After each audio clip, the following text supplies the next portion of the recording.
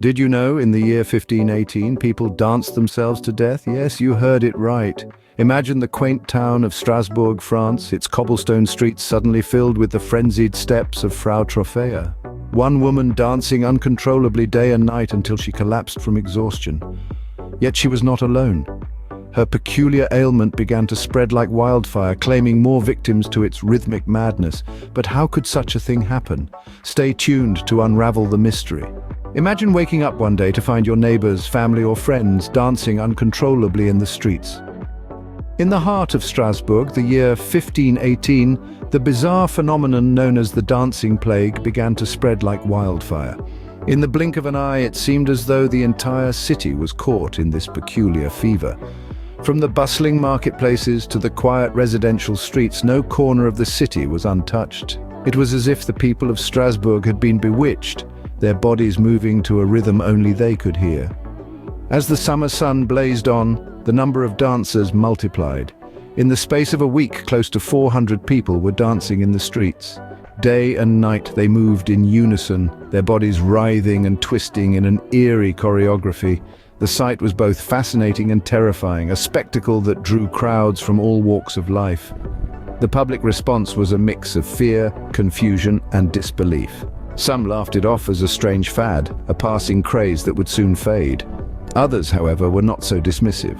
They saw it as a sign of something darker, a divine punishment or a demonic possession. The fear was palpable, the confusion widespread. The dancing plague was a riddle that no one could solve. Doctors, priests, and scholars were brought in to find an explanation, a cure. They observed, they hypothesized, they prayed, but to no avail. The dancing continued, relentless and unforgiving. The dancers themselves seemed lost in a trance, their eyes glazed, their bodies moving with a life of their own. It was a sight that defied reason, a spectacle that challenged the boundaries of the known world. With no scientific explanation available at the time, fear and confusion took hold. The dancing plague of Strasbourg remained an enigma, a mystery that would puzzle historians and scientists for centuries to come.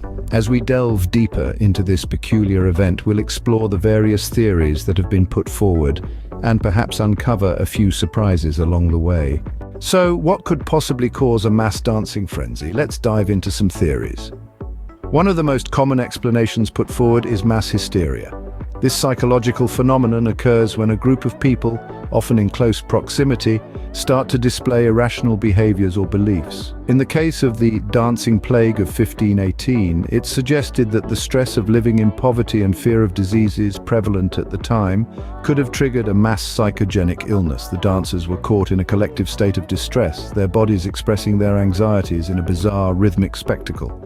A second theory points towards ergotism, a condition caused by ingesting ergot, a fungus that commonly contaminates rye and wheat.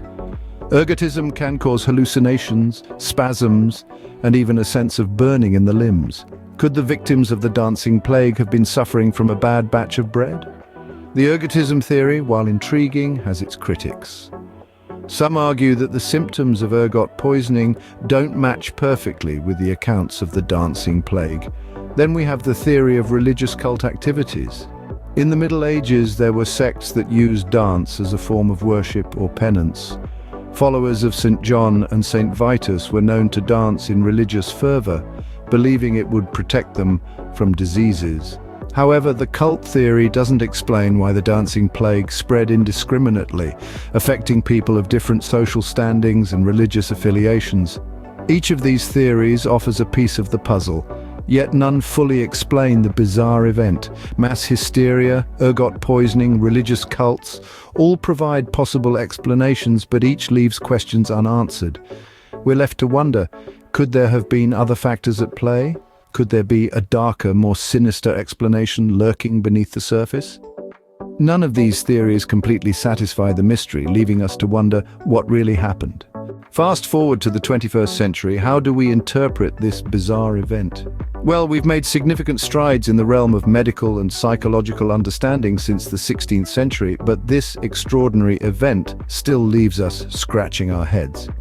One of the more popular modern interpretations is the theory of stress-induced psychosis. This theory suggests that the inhabitants of Strasbourg were under severe psychological stress, resulting from high levels of poverty and famine. The stress became so overwhelming that it manifested in a mass hysteria of uncontrollable dancing. However, this interpretation does not entirely explain the physical endurance of the dancers. The human body is not designed to sustain such extreme levels of activity for prolonged periods, so another theory proposes the involvement of a psychoactive agent such as ergot fungus, which is known to cause hallucinations and erratic behavior. But again, this theory falls short as it cannot account for the specific coordinated dancing movements. Some scholars focus on the socio-political context of the time. They argue that societal pressures combined with the harsh realities of daily life led to an outbreak of a shared stress disorder. This theory presents the dancing plague as a form of rebellion against the oppressive structures of the time. The dance, in this case, is seen as a symbolic act, a desperate cry for change and liberation. Yet another interpretation points to a religious phenomenon. The dancers were reported to have danced in religious fervor, seeking divine intervention to free them from their sufferings. This theory resonates with the strong religious sentiments prevalent during the era. As we delve into these modern interpretations, we see a common thread: the intertwining of psychological distress and societal pressures. Whether it was a psychological reaction to extreme stress, a response to hallucinogenic substances, a symbolic rebellion, or a religious rite, the dancing plague certainly tells us that the human mind is a fascinating and complex entity.